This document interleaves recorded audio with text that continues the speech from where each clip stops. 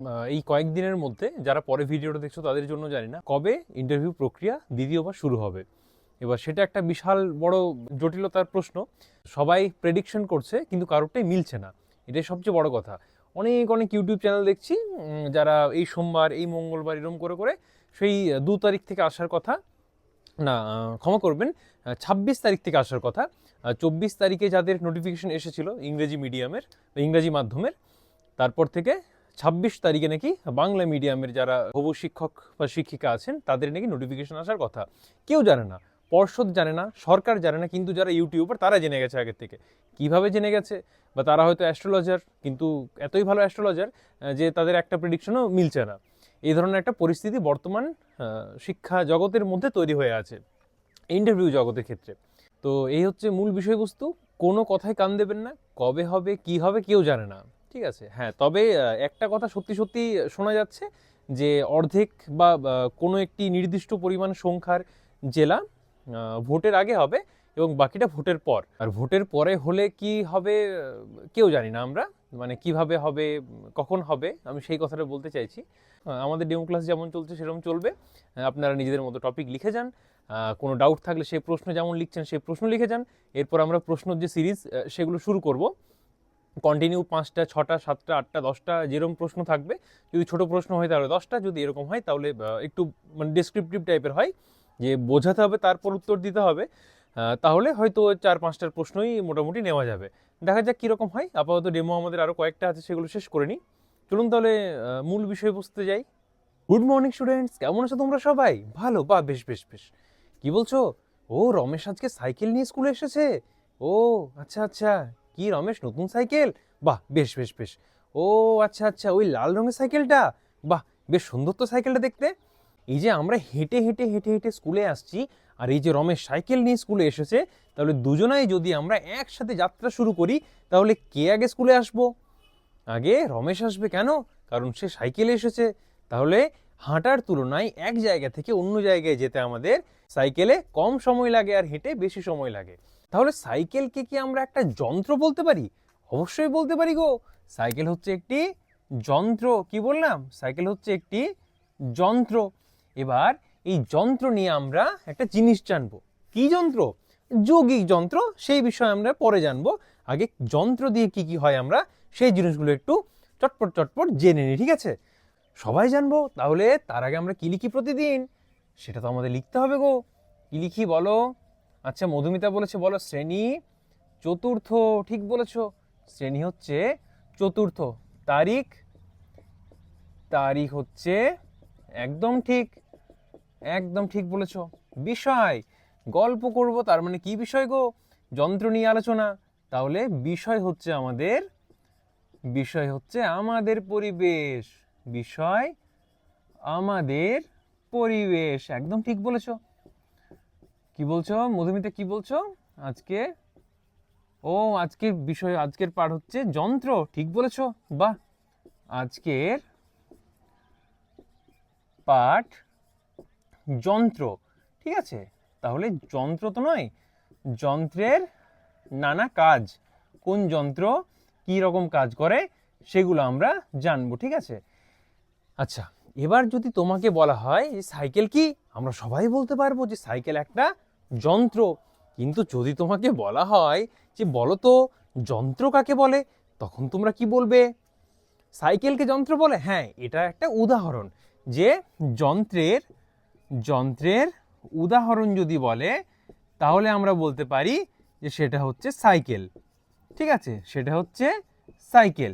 কিন্তু যন্ত্র কাকে বলে সেটা তো আমরা জানি না।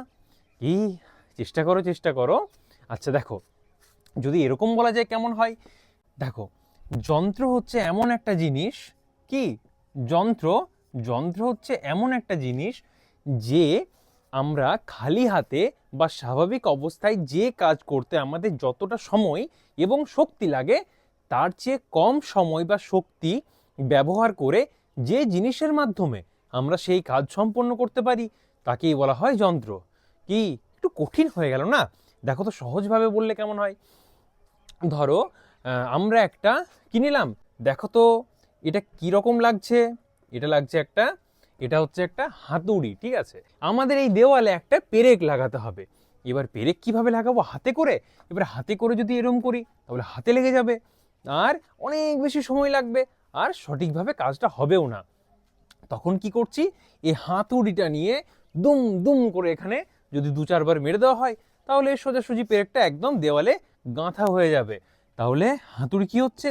এটাও হচ্ছে একটা যন্ত্র। কি হচ্ছে এটা? এটাও হচ্ছে একটা যন্ত্র। তাহলে কি বলেছিলাম, যে যে বস্তু বা যে জিনিস আমাদের একটি কাজকে সহজে সম্পাদন করতে পারে। সহজে সম্পাদন মানে হচ্ছে খুব সহজেই করতে পারে সেই কাজটা, ঠিক আছে। তাহলে সেই জিনিসটাকে বলবো আমরা যন্ত্র। আরও কি বলেছিলাম, কম বল প্রয়োগ করে। যদি হাতে করি তাহলে হাতে লেগে যাবে আর অনেক জোর দিতে হবে, কিন্তু হাতুড়ি যদি দিই তাহলে টুকটুক করে 2বার যদি এরকম করে টোকা দেওয়া হয় পেরেকের মাথায় তাহলে কিন্তু সেই পেরেকটা দেওয়ালের ভিতরে ঢুকে যাবে। বুঝতে পেরেছো? তাহলে কম কম বল প্রয়োগ করে আর কম সময়ে। হাত দিয়ে যদি করতাম তাহলে অনেক বেশি সময় লাগতো, কিন্তু যদি হাতুড়ি দিয়ে করি আমরা তাহলে কিন্তু আমাদের অনেক কম সময় লাগবে। এই তো 2-5 সেকেন্ডের মধ্যেই বিষয়টা হয়ে যাবে, ঠিক আছে। এরকম আরো অনেক যন্ত্র আছে গো, কি বলতো? আচ্ছা, রিমা বলছো হাতুড়ি, ঠিক বলেছো। একটা তো আমরা হাতুড়ি এখনই লিখলাম। আর হাতুড়ি ছাড়া কাঁচি, ঠিক বলেছো। বাবা বাবা, পরেশ ঠিক বলেছে, কাঁচি। আর কেউ কিছু বলো। কাঁচি দিয়ে আমরা কি করি গো? কাঁচি দিয়ে আমরা কাগজ কাটি। ও, সেই যখন তোমাদের প্রজেক্ট করতে দিয়েছিলাম, ও ঘর বানানোর সময়, আচ্ছা আচ্ছা, কার্ডবোর্ডগুলো কাটছিলে, ঠিক ঠিক ঠিক, দেখো কি সুন্দর মনে আছে পরেশের। আর কি হয় বলো তো? আর কি হয়? ব্লেড হয়, ঠিক বললো। কে বললো এটা?